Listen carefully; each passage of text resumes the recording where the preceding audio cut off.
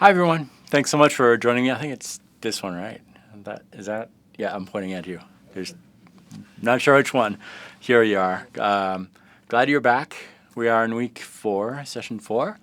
We're talking about pentatonic scales, and the whole purpose of this 8-week program is to empower you to have some very simple tools, very simple musical alphabets, like I call them, to produce music that is inside of you. I'm a strong believer that if you only generate solos and musical ideas by just strumming on your guitar, at some point or another you're going to feel stuck and you're going to feel that all your musical adventures are going to sound the same all the time. And that's what we're trying to do here. I'm giving you the tools so that eventually you can explore what's inside of you by listening, by humming, by isolating yourself from the noise of the world and trying to find what music is inside of you. And all these tools that we're working on, those pentatonic scales, for instance, are just tools, just alphabets that you can use to create words. And that's what we're after today. Today we're in lesson 4, in session 4, and we spent the last 3 sessions just kind of talking about positions and how to organize our fretboard. And if you've been with us since the beginning, you know that we're almost done covering all the different positions. But if you haven't followed these sessions, then I'm going to remind you really quick of what's been going on. And you can always rewatch these sessions on the site as many times as you want if you're a member of JamPlay. But basically, positions are something very unique to the guitar. You wouldn't ask a piano player to play position 5. You wouldn't really necessarily know what you're talking about.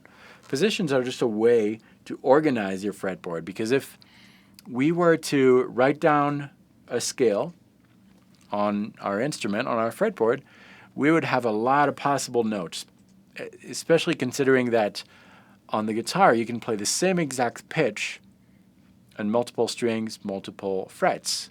On a piano, if you play the E note, the middle E or the middle C, you'd have just one way of playing it. On the guitar, there's multiple ways. See, those 2 notes, for example, produce the same exact pitch. So that's why if we were to memorize, let's say, an A minor scale, it would be a very, very big scale, a lot of possible notes, because of that fact that you can play the same note on different strings, different frets. And to simplify that, we virtually slice our fretboard into smaller sections. Those are called positions. Each position starts with 1 note of the scale you're dealing with. And we're dealing with pentatonic scales, which are 5-note scales. Therefore, there are 5 slices of the fretboard, 5 positions. I got an email this week from one of you guys, and that kind of made me decide to take maybe an alternate direction in this particular lesson. We're still going to follow the guideline that you can read about on the site, but I'm going to take a different approach. I think it's going to maybe solidify some things a little bit. We're going to talk a little bit about the caged system, just because it's a good way of seeing these positions. The caged system, caged is spelled out C-A-G-E-D. 5 letters. Each of these letters correspond to 1 position. C-A-G-E-D. You could say position C, position A, position G. It's not very often called like that, but you could. And I'm going to explain to you what these positions are exactly. If we take our open chords, the chords that you usually start with when you first pick up the guitar, those are the chords that you first learn. You might learn the E minor chord. It's the first chord I'll learn. I think it's really easy. All these are open positions because they use open strings most of the time, and they're lower on the fretboard. A C position, for example, a C chord open is like that. A G. All these chord shapes that we start learning. if we take the C, A, G, E, D chords in their open positions, they all have very unique characteristics. Different characteristics. Different sounds, of course, because they're different chords, but they all have different characteristics. And that's what we're going to focus on today. It's going to make sense in a little bit. I'm going to make the transition to the topic of this particular lesson, which is memorizing that last position that we haven't covered yet.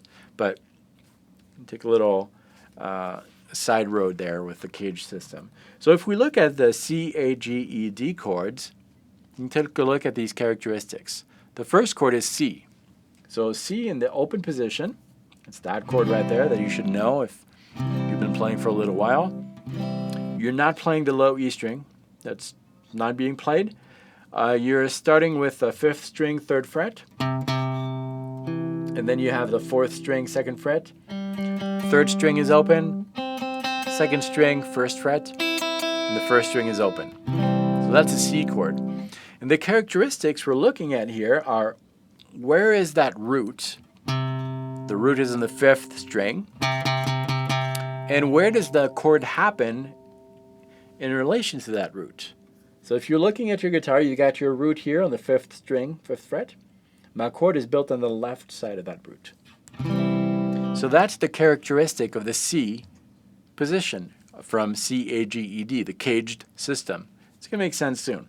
But the idea is that that particular C, it's not the actual chord that we're looking at. It's not the C chord per se, but it's the characteristic of that C chord that we're extracting, and we're going to apply it to other elements. So that characteristic is root on the 5th string, 1, 2, 3, 4, 5, and the chord happens on the left side. Any musical element that you can fit into that logic, with those characteristics, is going to be part of that C shape for this caged system, C, A, G, E, D. So let's say that you have a lick. Let's play like this.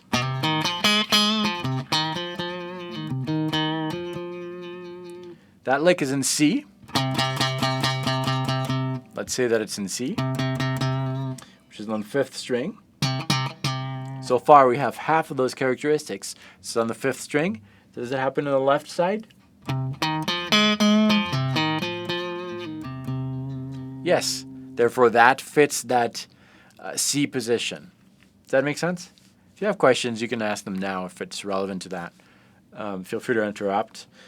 I really want you to understand that. So that's for the C chord, the C part of C, A, G, E, D. A, C, A. Let's take a look at that open A chord. The characteristics of that open A chord is that we have the root on the 5th string, but this time the chord happens on the right side of that root. Because my root is open, fret number 0, the chord happens on the right side. So any musical element that has those characteristics with the root on the 5th string happening on the right side is going to be the A. C, A. G, it's going to make sense soon. G, if I play my G chord, got the root on the low E string, and it happens on the left side of my root. Those are the characteristics we're extracting from the G chord. Again, it spells caged. And the idea is that, I should have started with that, the idea is that all musical elements will fit one of these 5 characteristics. And we'll see that they do. C, A, G, E. Let's take a look at the E chord. We have the E chord right here. Again, we're looking at the open position. E is on the low E string, open. So the characteristics of that E chord is that it has the root on the low E string, and it happens on the right side. Okay. C, A, G, E, D. D chord. The D chord has the root on the 4th string this time, and happens on the right side. So I'm going to recap really quick, and I would recommend that you have a little notepad with you if you want to write down all these things. Do I have a question? Great. Yep, we had one just come in from Diamond Series 75. So you always build a chord starting with the root and building towards the nut? Yes. So always, when you say always, depends what you mean by always. But for the caged system, what we're doing here, C, A, G, E, D, we're looking at those chords that are built starting with the root towards the nut, and we're looking at the characteristics of these chords, C, A, G, E, D. So that's what we're doing. And as we did that, with those 5 chords, we have 5 typical characteristics that we extracted from that. Quick recap of these characteristics. We had a chord with a root on the 5th string that happened on the left side. That's for the C. A chord with a root on the 5th string that happened on the right side. That's A. A chord with a root on the low E string that happens on the left side. That's G. A chord on the low E string that happens on the right side this time. That's E. And a chord with a root on the 4th string that happens on the right side. That's D. Okay, so if I play any musical element that I have, a chord, a scale, a lick, it's going to fit in one of these chord categories, shape categories. We take, for example, a A major bar chord. If I look at the characteristic, the root is on the low E string, and it happens on the right side. So which of the C, A, G, E, D shape would that be? Looking at the root placement, which string is it on? It's on the low E string. Therefore, that could be a G shape or an E shape. It happens on the right side, so it's an E shape. Even though it's an A chord, it's an E shape because the root is on the low E string, happens on the right side, just like an open E would be. Root on the low E string happens on the right side, so it's an E shape. You can almost picture within that chord an E major chord there. Okay, let's try another one. Let's say that we have a chord that is like this.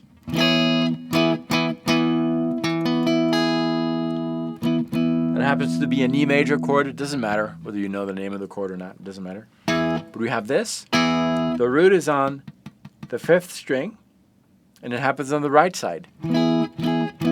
So which chord shape does that take its characteristic from?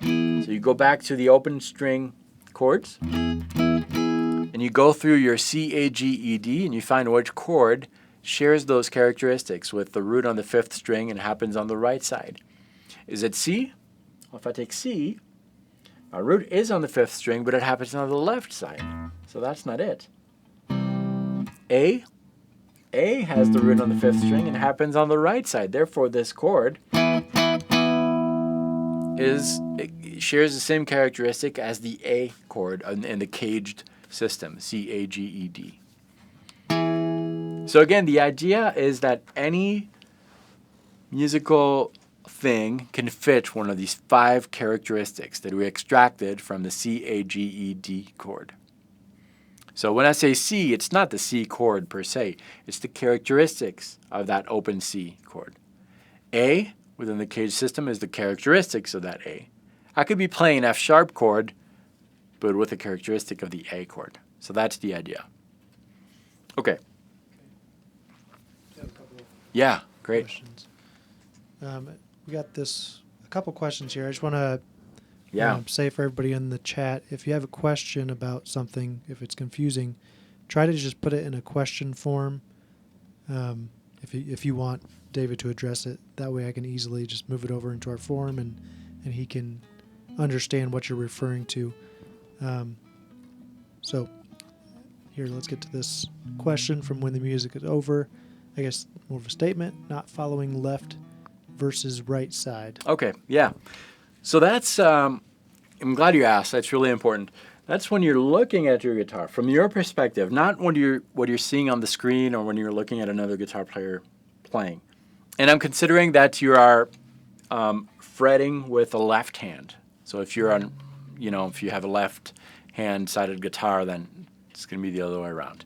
But I'm considering your fretting hand is the left one. When you look at your guitar and you play a root or a note, let's say I'm playing the 5th string, 5th fret, and my next note is 5th string, 3rd fret, well, that is on the left side. That 3rd fret is, I'm going left over there. If after the 5th fret I played the 10th fret, that's on the right side, like that. And any chord can be built on the left side or the right side of the root. So that's what I mean by that.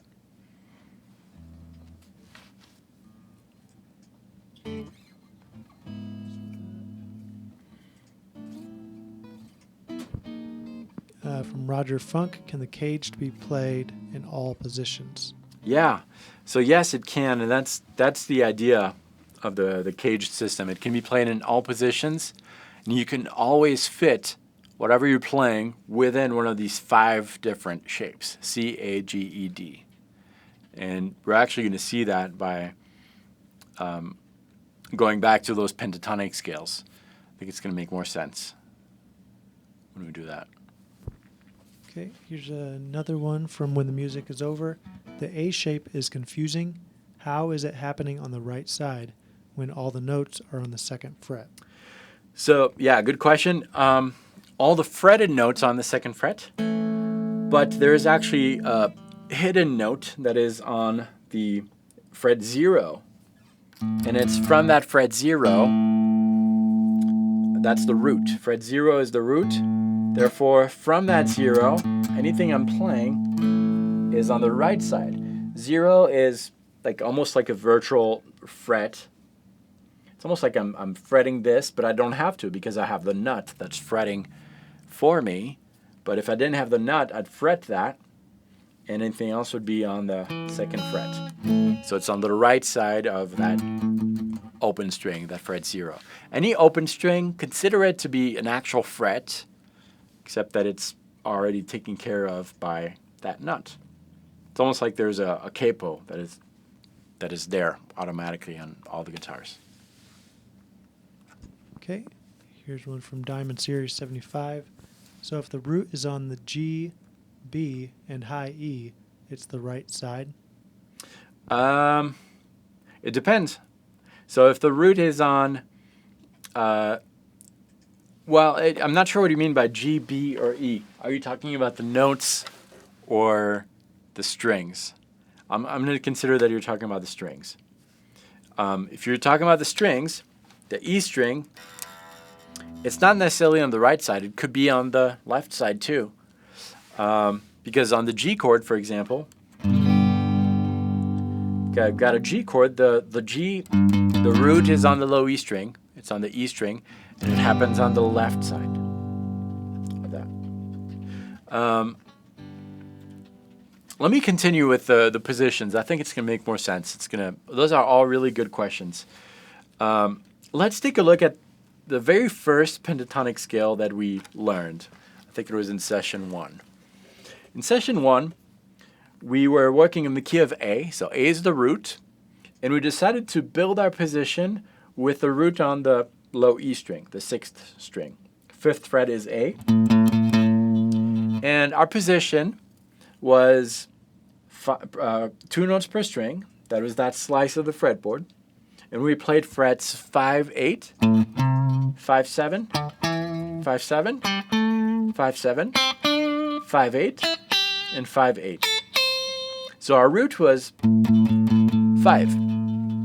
So am I building my scale on the right side or the left side? From your perspective, not from looking at the screen, but if you're looking at your guitar, you're playing frets 5, 8, 5, 7, 5, 7, 5, 7, 5, 8, 5, 8. Everything happens on the right side. I hope that's what you answered. On the right side of that. So if I fit that position to my caged system, which of these letters is going to fit that? We're looking at the characteristics of the C, A, G, E, D chord, open. We're trying to find which of these I'm going to be able to fit that. So we're looking at a chord that has the root on the low E string and happens on the right side. Is it C? If you play your open C, no, it's not, because the root is on the 5th string. Is it A? No, because the root is also on the 5th string. Is it G? Well, the root is on the low E string, which is what we have here, but that G happens on the left side, so that's not G. Is it E? E has the root on the low E string, happens on the right side, therefore that's the one. I've got the root on the low E string, it happens on the right side. So it's the E position. Make sense? Hopefully. So that's the very first position that we learned. And what we're going towards is discovering that the pentatonic is the perfect example of the caged system, because there are 5 types of shapes: the C shape, the A, G, E, D characteristics. And the pentatonic scale has 5 positions, and we'll discover that each of these 5 positions can fit one of these C, A, G, E, D characteristic chords. So we're working in the key of A, and lesson 1, we basically learned the E position within caged. We learned the E position. We also learned a minor pentatonic scale that happened on the left side of that root. So if the root is A, low E string, 5th fret, on the left side we discovered that we had position 5. It started with the 5th note of the minor pentatonic scale. And which position is that going to fit? We're looking for one of the C, A, G, E, D position that has those characteristics, with the root on the low E string, happens on the left side. Which one is it? Is it C? No, because C has the root on the 5th string. A also has the root on the 5th string. C, A, G? Yes, that's G, because G has the root on the low E string, happens on the left side. That's what we're looking for. Root on the 6th string, happens on the left side.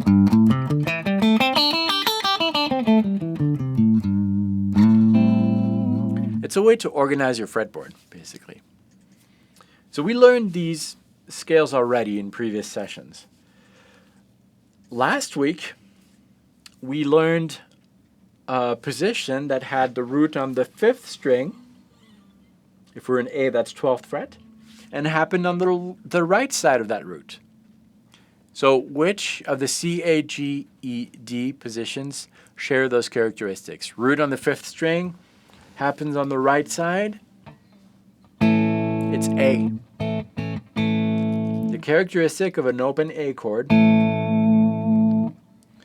shares those characteristics with that position that happens with a root on the 5th string and on the right side. That's the position we learned last week.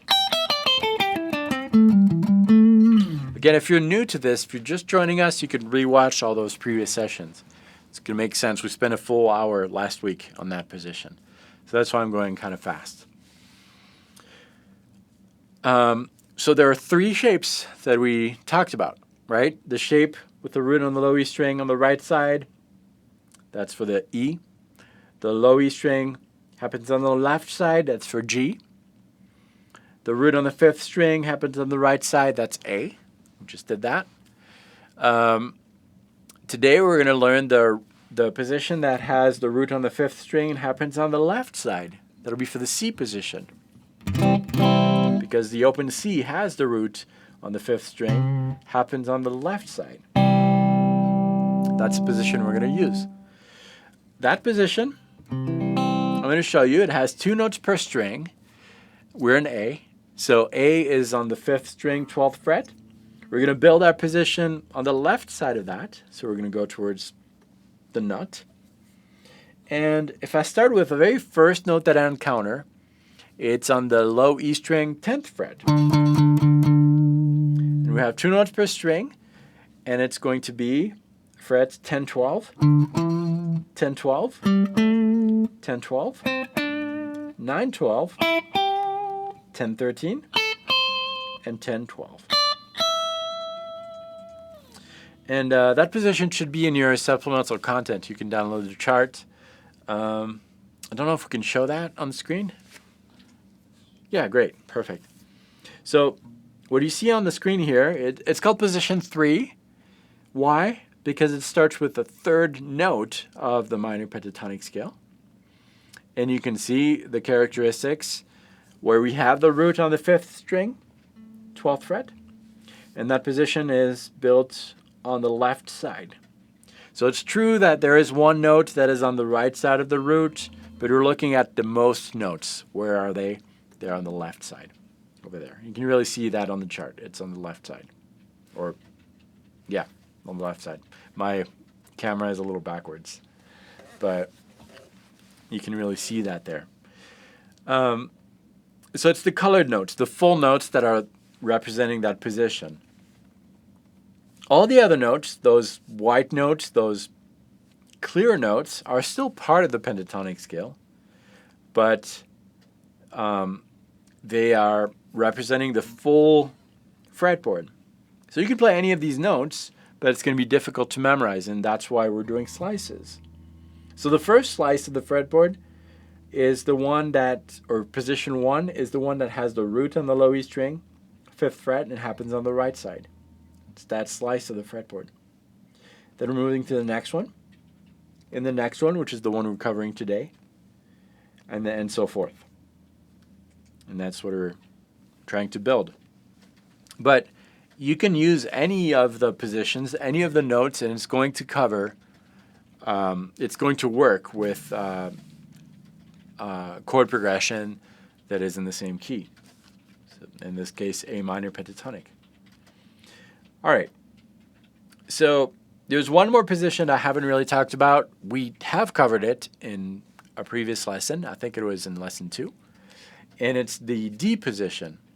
So we covered C, A, G, E. The D position, if we look at the D, open D chord, we have a root on the 4th string. It happens on the right side. And that would be for position 2 on our minor pentatonic scale. The one that starts with that has the root on the 4th string, 7th fret. And the first note of that position would be on the low E string, 8th fret. We'd have frets 8, 10, 7, 10, 7, 10, 7, 9, 8, 10, 8, 10.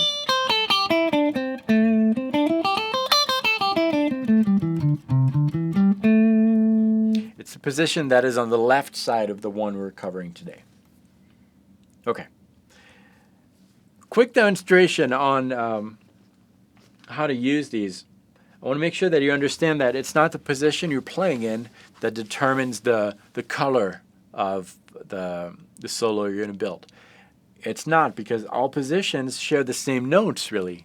It's just a way of organizing your memorization of the fretboard. But if I hit a backing track, which is an A minor, and you have this backing track, by the way, on the site.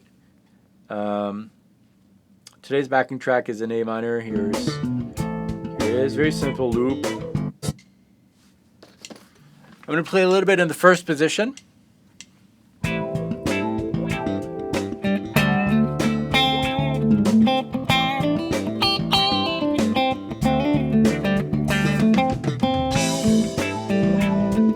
move to position 2.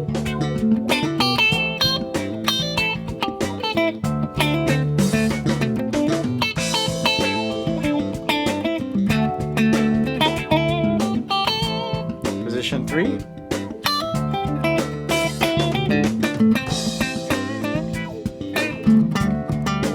Position 1.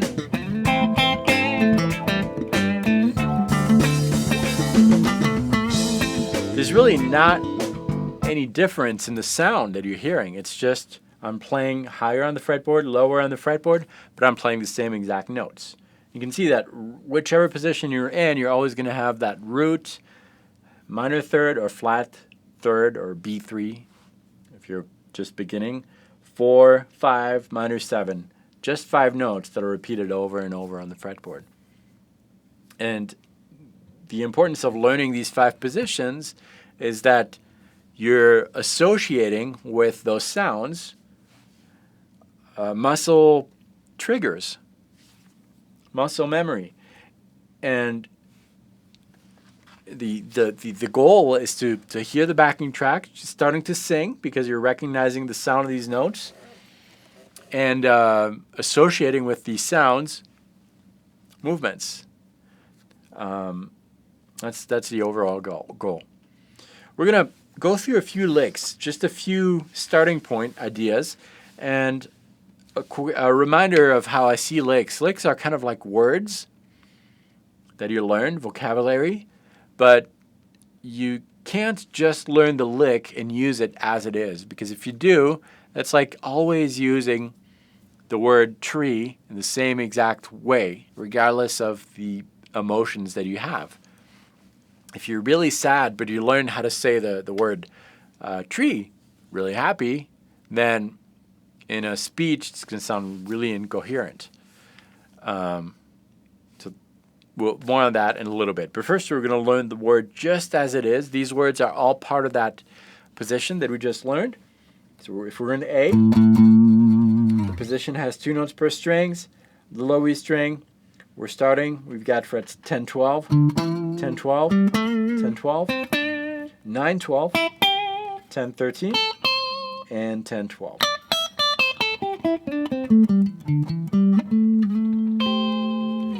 The first lick, again, all these notes are part of that position. The first lick starts on the 4th string. We have frets 12, 10.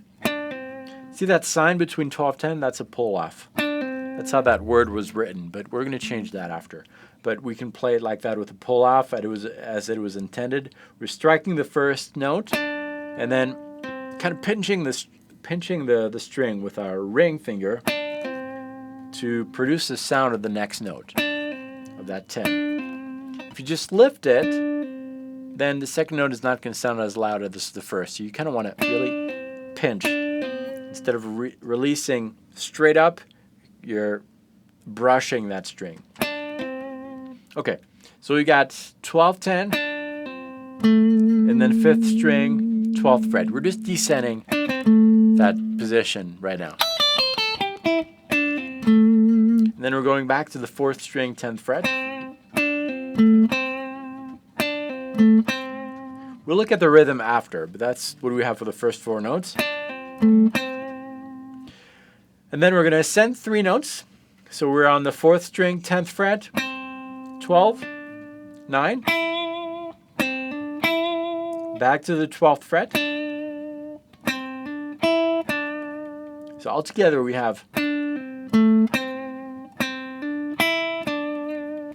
and that motif that we had here, where we're ascending 3 notes, 1, 2, 3, back to the note, the middle note. We're going to repeat that on the 3rd string. And the last 3 notes are 10, 13, we're going to end on 12. I'm going to play it all together really slow.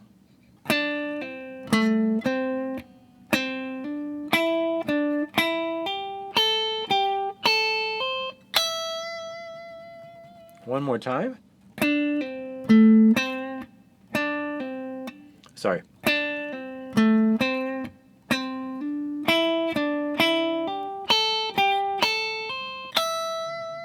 And rhythmically, we have groups of 4 notes.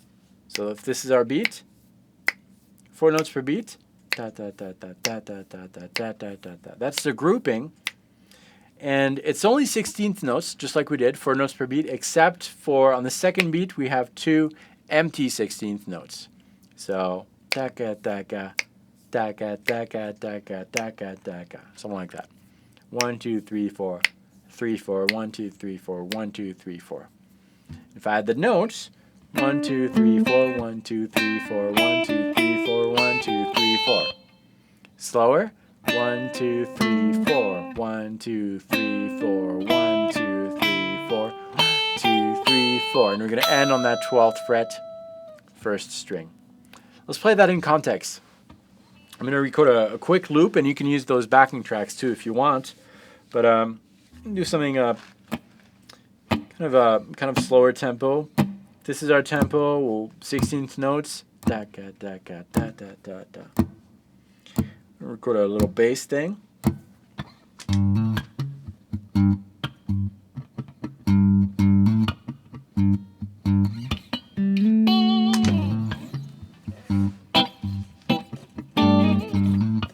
And I'll play that lick.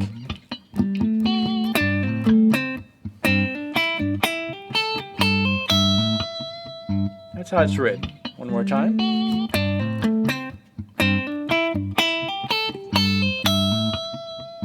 Let me add some chords for more context.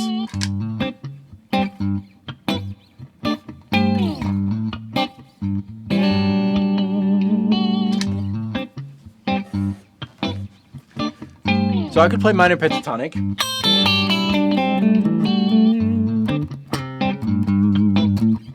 It's all gonna work, regardless of the position. And now that word that we played,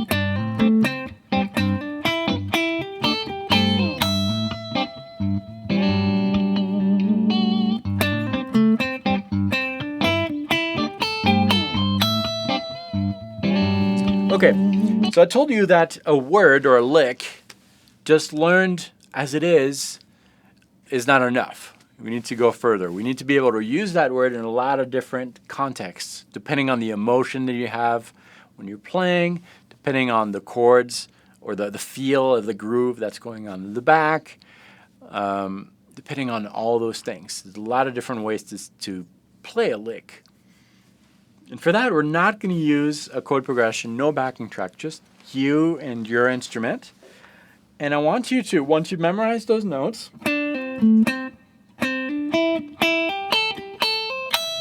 start by forgetting about the actual rhythm. So forget about da da da da da da da da da da da da da da, and make up your own rhythm and see what happens. Maybe make yourself a story. Let's say that word means the word light, for example. That's the word for light in music. Or let's make it a little longer. Let's say that it's a full sentence. I saw the light. How would you say that if you were scared? Or how would you say it if you were excited? Or angry? All those emotions. Ask yourself that. And there's not just one answer. It's going to depend on your personality. But for me, if, let's say I was fearful. I saw the light and I'm really scared of it. In a forest and it's all dark and then I see a light, between the trees. Kind of scary. And so I would probably play it softer because I don't want to be heard by whoever's pointing the light. Maybe I would stutter a little bit. I'd probably say it something like this.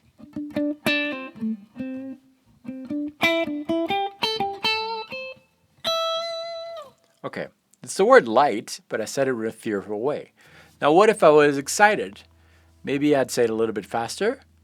Maybe I would accentuate certain notes, play them a little bit louder. Maybe I would accentuate the notes instead of ba da da da da. I would ba ba ba ba ba, something like that. Maybe I'd say it like this. Really excited. Try different ways, and then once you have that, you pick a backing track. So the backing track that's included. You learn the lick. You explore different ways of saying it, and now you've got a musical context, which is your backing track.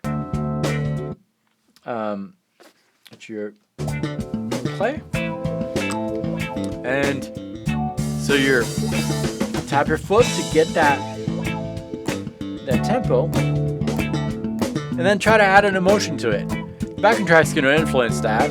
This is kind of happier, bouncy.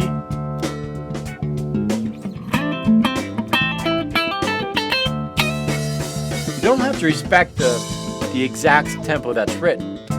If I did, it would work. It would sound like. But you can make some words longer, some notes longer, shorter.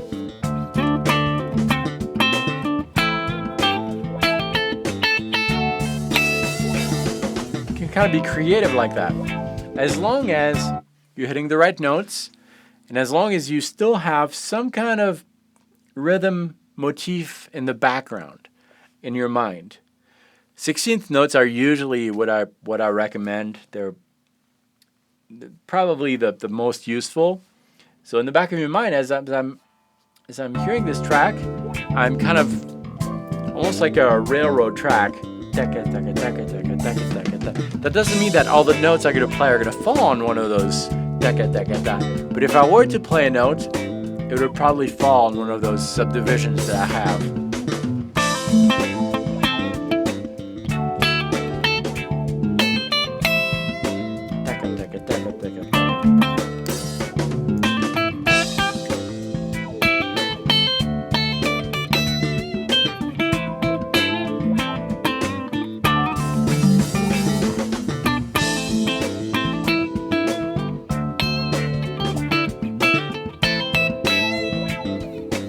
Okay? And that's what I would recommend with those words. Let's try another one. Same thing. We're still in that position, same exact position. This is lick number 2, idea number 2, sentence number 2. You can kind of see it however you want. And you know the notes already because they're part of that. They're part of that position. We're starting on the 2nd string, frets 13, 10. On the next string, fret 12, and back to the 10th fret of the 2nd string. That by itself, it's a great word.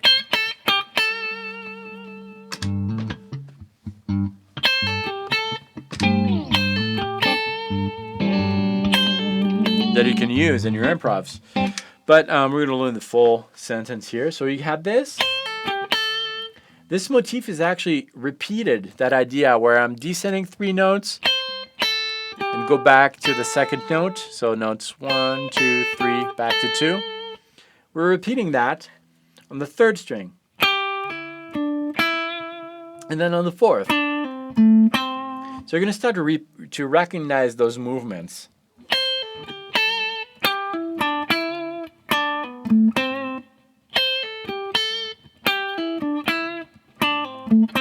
And that's our lick. And you can see those 16th notes that are the subdivisions that we're using here. So on our track, this is our tempo. We can subdivide that by 4. 1, 2, 3, 4, 1, 2, 3, 4. And here's the lick.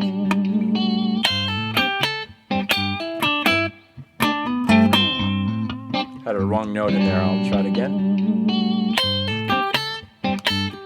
Yep. Sorry, I'll try it one more time.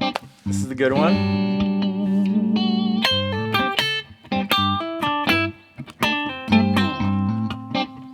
Okay, one more time.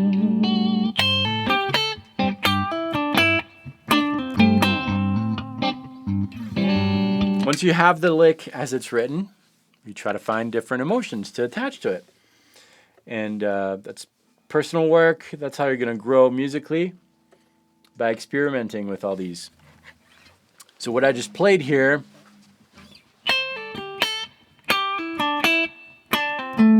could become something like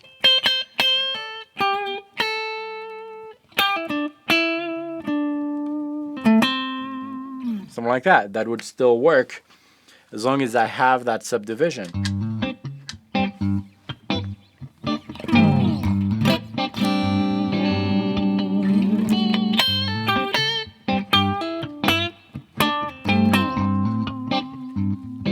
Be a little creative.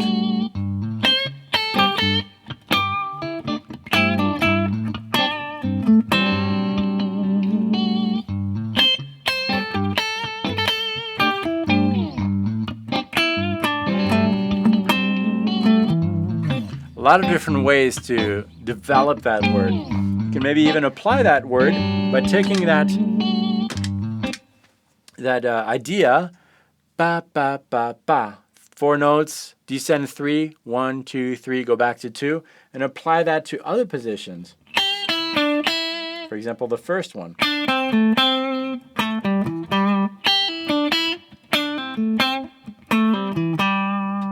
maybe mix and match several ones, like the first position, that new one. Actually,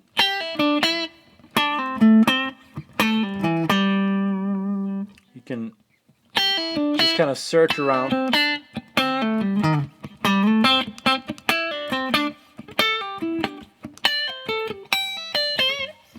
And use all these positions together to get more comfortable with the full fretboard. Okay, got one more word for you, and then we'll talk a little bit about different ways to use these pentatonic scales and match them. Let's take a look at lick number 3. We're still in that position. We have 3 notes on the same fret here. Fret number 12, those are the right side notes. So if you look at a position, we have a left, right, left, right, left, right, left, right, left, right, left, right. We're playing the right side notes of strings 6, 5, and 4. Those happen to be on the right side. And the 4th note is 4th string, 10th fret. So we're using 4 strings here, string 6, 5, 4. Playing the right side, right side, right side, and then left side on the 4th string. That idea we're going to repeat, this time starting on the 5th string. And then the 4th, and the 3rd.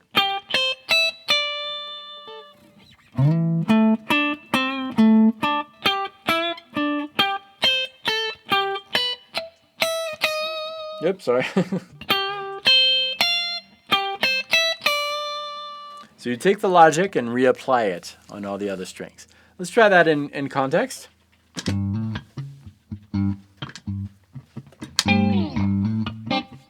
This time we're not using 16th notes, we're using 8th notes. There's 2 notes per beat.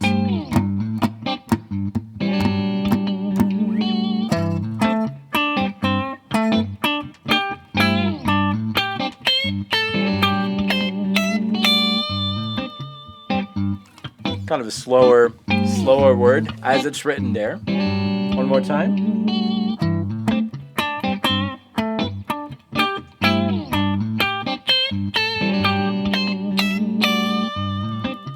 We can try to play that in 16th.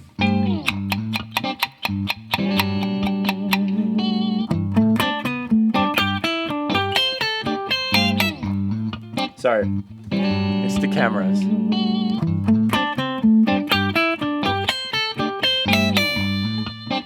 Okay, one more time.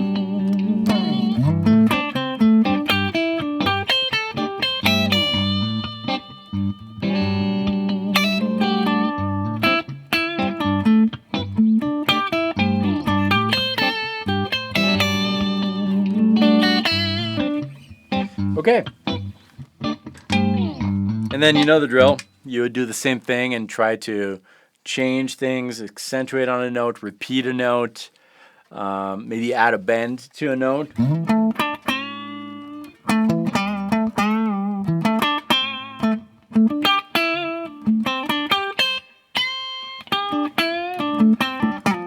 Just kind of be creative like that and see what you can make of that word. I told you that I would try to combine different scales together. We're going to do that. I've got a quick exercise for you. It kind of goes through all these 5 positions. We're in the key of A minor. So A is always the root.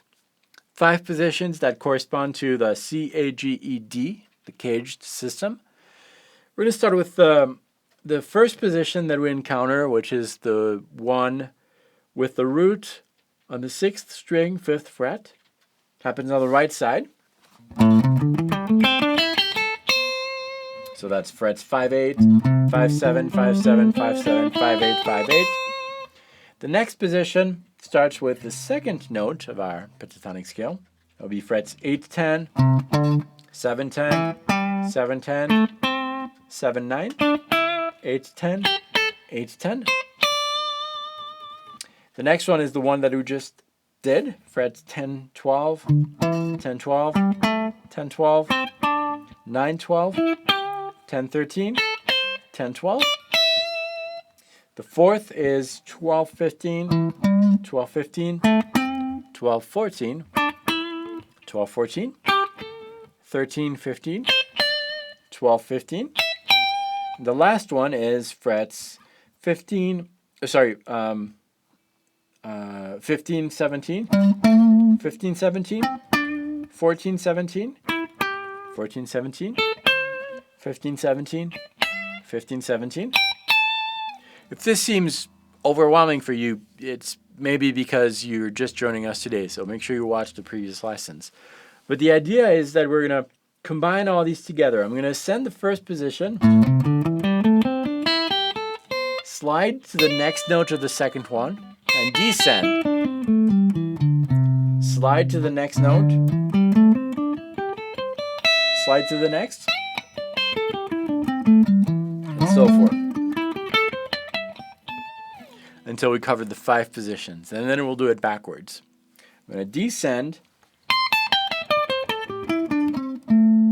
1 position, slide to the next, and so forth. So we're going to try that in context. I'm going to record a new loop, a little more rhythm orientated than the previous one, and we'll try that exercise. It's going to be our tempo.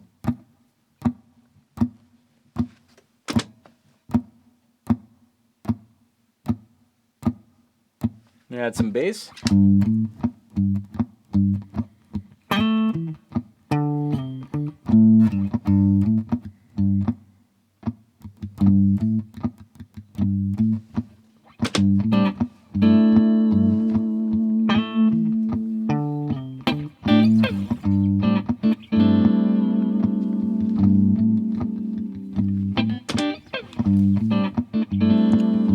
My loop is messed up here. It's horrible.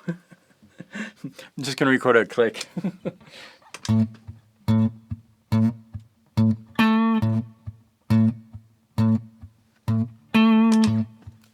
Okay. I'm going to ascend position number 1.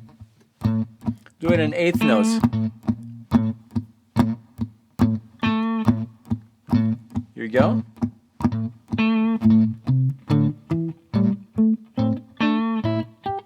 Slide to the next one. Slide to the next.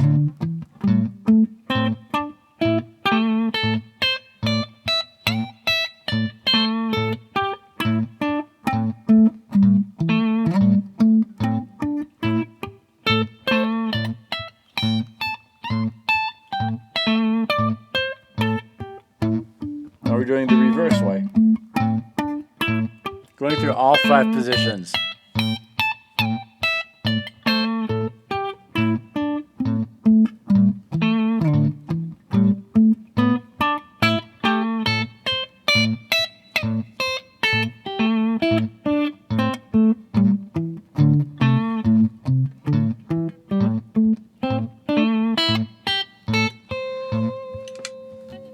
And so forth. And I would recommend that you do it with the backing track, not a looper that you don't know how to use, because I obviously don't. It is not great. But that's the idea, just combining all of these together to really consolidate the fact that they are under your fingers. Now that we have all 5 positions, that's going to be our building blocks that we're going to use in the next 4 lessons. We're going to try to take control over these positions that we memorized and start singing and reproducing these ideas by using those tools that we assembled. And we're going to explore more melodic licks and things like that. I'm going to open it up to questions if we have any. Okay, we got a few here, and there's a few that were asked early on. Okay. As we were wrapping up the cage, so I apologize. Some of them were in context of that discussion, so they won't make sense now. So I apologize to anybody that we are skipping those questions. If you want us to get back to those, get your question up real quick, and we'll try to hit it before the end here. Anyways, here's one from Al Elms. I think this one will make sense still. Yeah. Al Elms, can you show how the G shape fits the fifth position? Yep. So the fifth position, a reminder, if we're in the key of A would be on the low E string, 5th fret. That fifth position is frets 3, 5, 3, 5, 2, 5, 2, 5, 3, 5, 3, 5. The characteristics of that position is that the root is on the low E string and the scale happens on the left side, which is what's happening with a G chord. The open G chord has the root on the low E string, happens on the left side, just like position 5. And that's how both are related to each other because of that. Here's one from Jill Niss. Is position 3 a universal way of referring to these shapes? Because my instructor has called them box 1, box 2, box 3, etc., and they don't seem to be the same. So, yeah, position, box, typically the same. It should be the same if you're in a pentatonic context. But if you're talking about like a major scale, then that's going to change because you've got to look at how many notes are on the scale you're using. If it's a pentascale, 5 notes, there are 5 positions. If it's a major scale, 7 notes, there are 7 positions. And that's maybe why those positions don't really fit your what you've learned. But if you're talking about a pentatonic box, it should be the same. Should correspond. It's another good question. Okay, here's one from Roger Funk. So if I'm in C, I can start my lick in the 5th position, 15th fret, 5th string. Yep. Yeah. If you are in C, yeah, definitely. You can. Yep. That was easy. Here's one off of live stream from Steve Jones. Okay. Sorry, I didn't pull it up yet. It's off topic, but I really like what you can do with your looper. Which one is it? Oh, thank you. I'll show you. This is it's actually a dual looper. This is a TC Electronic Ditto looper. I don't know if you... Here it is. And it has 2 different loops, basically. One here. Trying to make the focus. There you go. A little better. One here. And I'll press it once. It's going to record. I'll press it another time. It's going to start looping. On top of that loop, I can add a different one if I want to. And I can keep layering on top of each other like that. And then that stop will stop all the loops. And it's got a few other cool tricks. But you don't need a dual looper. This is kind of an expensive model. I happen to have another one here. Sorry. Or you can get something like this. This is the Studios. This is a Digitech, but it's very similar. Just one loop, but you can keep layering on top of it. And I would recommend getting a looper for practice reasons. It's really good and it helps you keep in tempo. And yeah, that's the looper. Okay. Got another one from Roger Funk. How long were you playing before you could pick like that? I'm struggling to get the quickness. I don't know if I'm holding the pick wrong or what. I'm left-handed trying to learn right-handed. Okay. I don't think it's a matter of time necessarily. I think it's just a matter of setting apart some time to really focus on the struggles that you're going through. And if it's picking, then that means take 15 minutes. 15 minutes is better than an hour not focused.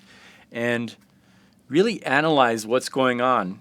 If you're talking about picking, it's going to be synchronization.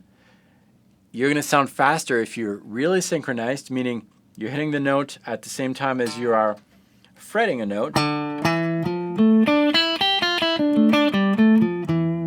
both hands really synchronized, it's going to sound faster than if you're hitting a note not synchronized. So work on synchronization, and I wouldn't worry too much about the time that it's taking you to get there, but rather really make some dedicated time with no distractions and really focused practice where you know exactly what you're going to do, and analyze your playing a lot before working on that. The analytical part is much more important, I think, than the actual work, because you're going to know exactly what to fix. But you can do it. Okay, from Muddy Farm. So Caged is pentatonic based? Yeah, we could say that, or we could say that pentatonic scales are caged based. I think it's more relevant to say it that way. And the caged is just a way to organize and understand your fretboard. It doesn't mean that you have to always play in the C position or the A position or the G position. It's just a way of making sense of where those things are happening. And as you're playing, you're not just going to stick to one box. You're going to mix all that up. But it just kind of helps organize your thoughts on the fretboard for the system. Great questions, everyone. Like I said, next week we're going to start being more creative. We're going to involve the inner musician a little more, where we're starting to sing over the tracks and discover new things. In the meantime, rewatch this session. It's going to make more sense the second time around. And there's also a practice guide that I recorded for you. It's probably about 20 minutes. I'd like you to try to run this at least one time this week. So no distractions. It's in the supplemental content. Grab your guitar and just hit play, and I'll walk you through what I'd like you to practice during the week. And just learn your positions. Don't get frustrated if something doesn't stick. Eventually you'll see it again and it's going to make more sense. And just remember, 10 minutes every day is better than 3 hours one day with no goal. So keep that in mind and keep it fun. And I'll see you next week at the same place, same time. And if in the meantime, write down your questions. I'll take them next week. Thank you so much, everyone. I'll see you next week.